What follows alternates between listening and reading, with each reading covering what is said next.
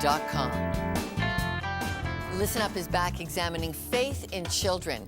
The fact that spirituality is a key to happiness for kids comes as no surprise to our next guests. Bruce and Elaine Stacy have found creative ways to introduce the Christian faith to countless kids around the world, beginning with their own. Our Melinda Estabrooks sat down to talk with them about parenting, family work, and their faith that holds it all together. Okay, Bruce and Elaine, why don't you tell me how your faith in God has helped you in parenting your children?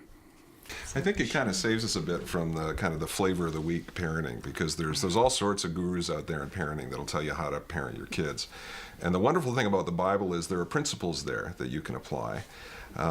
You go back to something as simple as the Ten Commandments, tell the truth, honor your father and mother, don't tell lies. Those basic principles. But I think everything is there in that good book, proven through the centuries and modeled by families for thousands of years, proven to be true, that we can follow. But there's room for your own parenting style to kind of emerge from that. Their passion for Christian parenting has a pretty high-profile history, and Bruce's daughter Cheryl is the fourth generation of family that takes their faith public. Having faith in God and reading the Bible and following Jesus, it makes me a better mother, it makes me a better wife, and I pray that every day that God would help me to become a better mom and a better wife and to be the best that I can be. Faith in God kind of gives us a bigger picture of everything. It's a kind of a selfless faith, because we understand that there's someone bigger than all of us, someone who everyone is accountable for, including mom and dad. And I think so it kind of levels the playing field for children. And I think a lot of the Bible stories are foundational, the Bible truths of telling the truth and these kind of things that many of us take for granted, and that we lament with a lot of teenagers today. They reach that age, and why don't they have these values?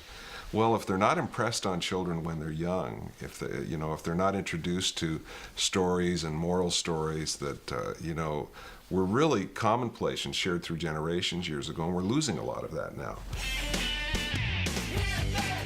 Maybe that's why this family has rocked out its own version of Bible stories.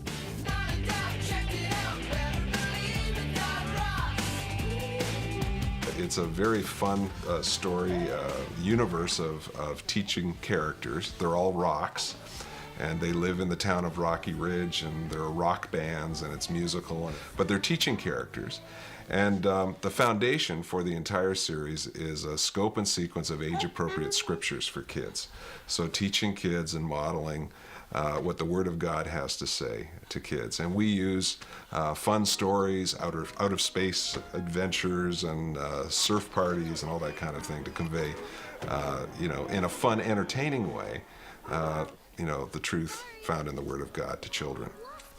What are those? Those are crosses. And Jesus is on that cross. He is? Yeah. What happened to him? And look, Jesus died. So they carry him to the tomb. They're carrying him to the tomb. Look at that. And look, the soldiers rolled back tombstone.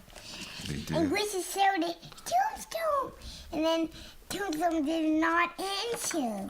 You're And right. look, she fell down. Oh, dear. Oh, no. What's happening now? Now the soldiers are afraid. Why? And then look at, Jesus came. Jesus has come back to life? Yeah, and look at, they say they're happy because it's risen. Jesus is risen. Jesus has risen. Yeah, and look at, Gracie whoops down from the sky and sees Tombstone. And look at, this is the prayer, and they all want to tell everyone the good news. For Listen Up, I'm Melinda Estabrooks. When we come back, my thoughts in The Wrap.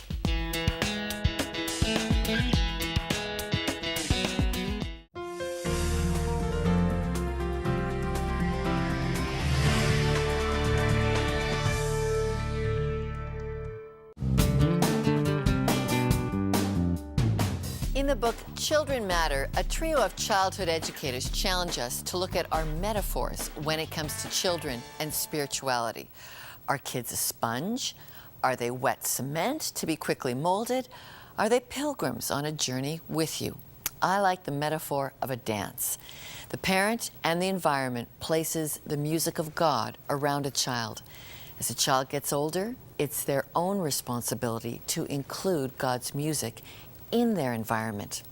I've met a lot of adults who've lost God's music. For a variety of reasons, it's been tuned out. Then along comes the need to answer a child's innate curiosity about God.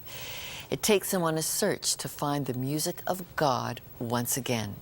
Where will that environment be to get the right dance going?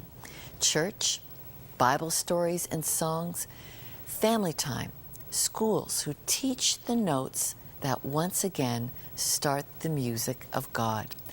Doing nothing about a child's spirituality isn't an option. As a team, we've listed some of the spiritual resources that shaped our childhood and our parenting. I've blogged some ideas on this, and the resources featured on today's program are all listed for you at listenuptv.com. For all of us at Listen Up TV, I'm Lorna Duick. Thanks for watching.